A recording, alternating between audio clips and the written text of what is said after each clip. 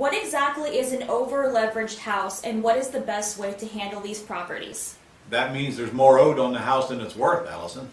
And the best way to handle them is an axe deal where you just put it under contract, or probably to lease option it, and find somebody to sandwich lease it from you, and then get whatever you can get out of the house, $5,000–10,000, and then get out of it if you want to get out of it. Or if you want, you can collect a payment, make the payment, stay in it.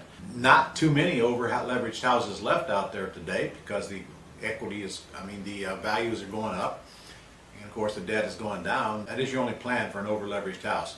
If you do find them over-leveraged, and they're nice houses in nice areas, they're very easy to get the seller to either sell them to you on a subject to, or deed them to you, subject to, or buy or sell them to you on a lease option. You probably don't want to do an owner financing deal on it if you know you're going to get out of it, because it's just so easy to do a lease option and then sublease it to another tenant buyer, and then you have no closing costs except for an attorney's fee.